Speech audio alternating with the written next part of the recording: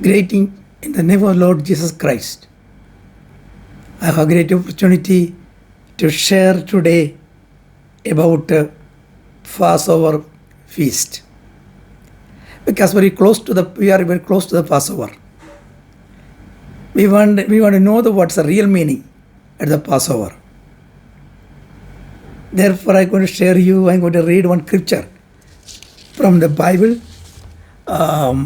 Luke 24, 25 and 26. Then he said unto them, O fool, and is slow of the heart of thee, believe all that is the prophet have spoken.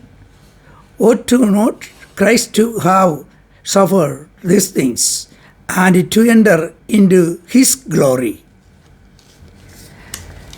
Jesus called to disciple foolish. Why did Jesus call this disciple foolish? Because they failed to understand what Jesus had told them. This is a problem. Because the death of Messiah is the mystery revealed to a disciple, but then again also they confused. Still many people are confused about that. Therefore, let us see other scriptures also in the Bible. Before that, I want to show you how many feasts in the Old Testament. 7 feasts: Passover, unleavened bread, first fruit, Pentecost, blowing trumpet, the Day of the Atonement, Tabernacle. The Bible order, if you read that is Leviticus 23, 5 to 34, we can see the Moses clearly mentioned about that 7 feast.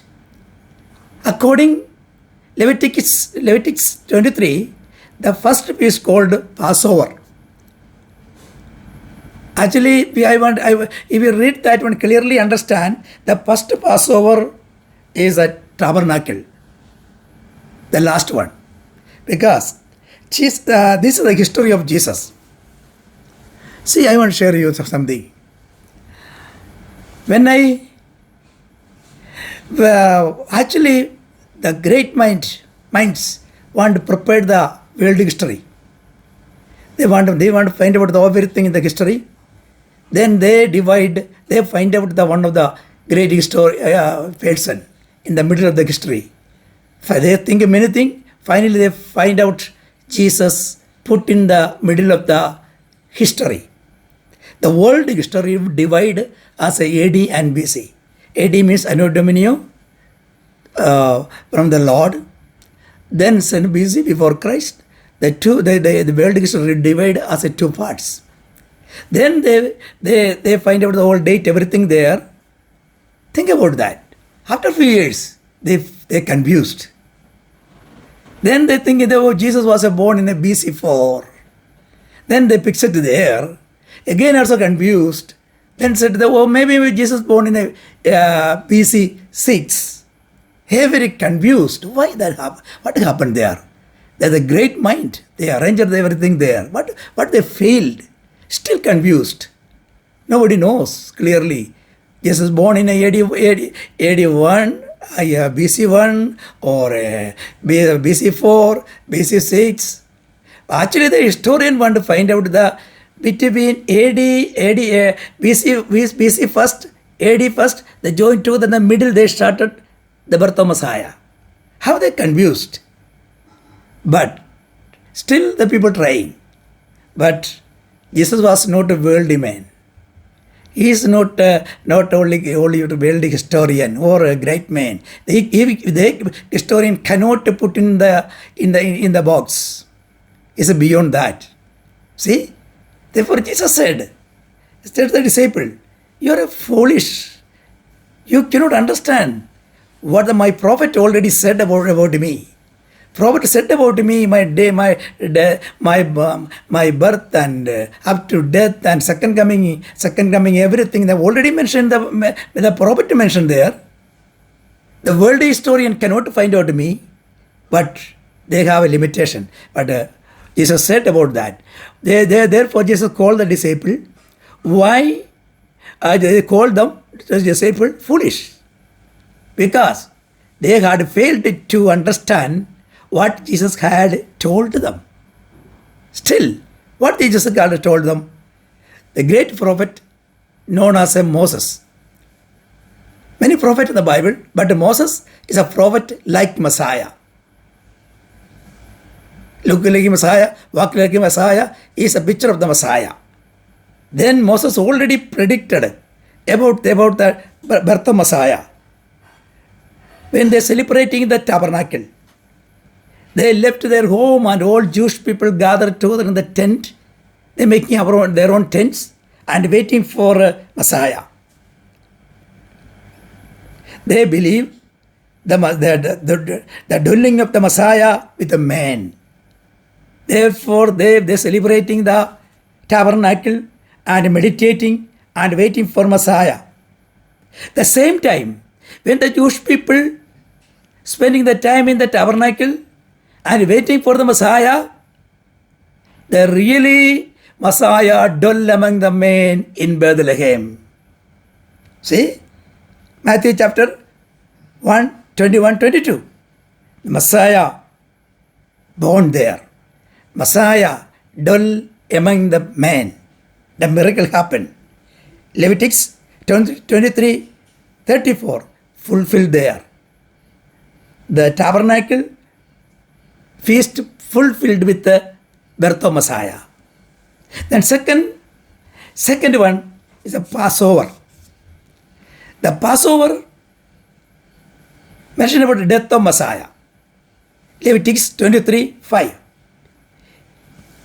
If you study the Bible and in Matthew Gospel, he was crucified on this day, Matthew 26, 2. John 18, 28.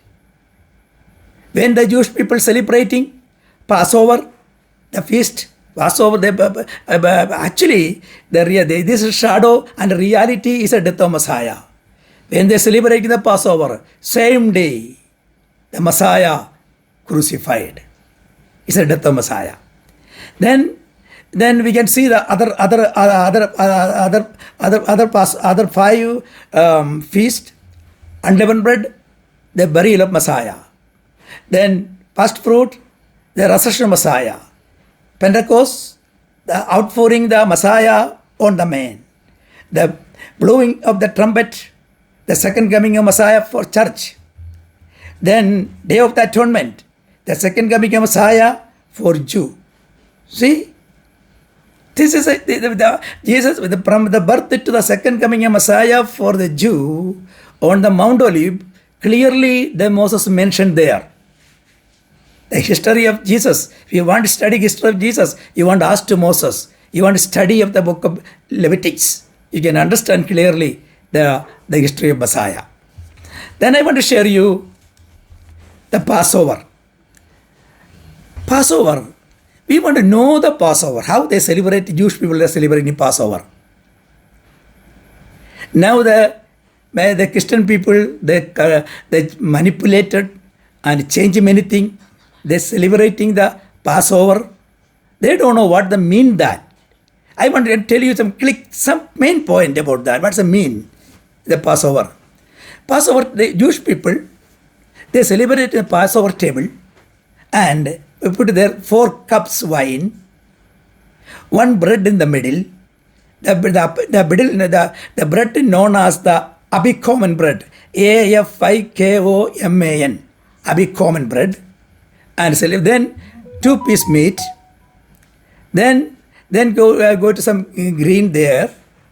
Then everything arranged there. Passover table, that is clear now. This Passover table, main thing is 4 cups and Abikoman bread. See that one? When Jesus celebrated, Jesus conducted the Passover Same manner. How Jesus did the same thing Jesus did there. 4 cups of wine. The first, every cup has a special name. The first cup known as the sanctification, the cup of sanctification. Cup of sanctification, the 4 cups derived from the Exodus 6:6. See, the Jewish Passover table, if you go see that one, you can see 4 cups there. The middle one bread. Still we are only celebrating just like a Jew, what they did. Jesus did it different. Passover. See, that's a different. Then we Christian people, they celebrate Passover just like you did, or almost do that one. But Jesus did a different Passover because he was a Passover lamb. The 4 cups, you want to remember 4 cups. The cup of the sanctification, the first cup there. That is a remembering God was separating the Israel from Egypt to be a special treasure of himself. Because God was separating Israel. Egyptian there and separate there, Egyptian. And as a Lord keep us a special treasure. When Jewish people celebrating the cup of sanctification, they believing we are a special treasure of God. We are not mingled with any Gentiles. Second cup, a cup of praise. That's Exodus 6:6. The praise of the Lord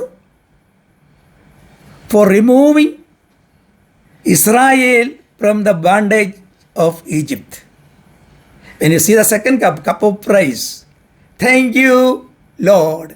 You deliver us. You deliver us from Egypt. Anymore we have no bondage. We are free from the bondage. We are a free people. Then another 2 cups, very important cup. The cup of redemption and a cup of acceptance. Cup of redemption, Exodus 6:6. I will redeem you with an outstretched arm and with a great judgment. God already promised. I will deliver you from the slavery, from Egypt, but with a great judgment, and my hand will deliver you from there. When you are celebrating the cup of redemption, they're thinking, their mind will, they're rejoicing, Lord, you redeemed us with the blood of Lamb.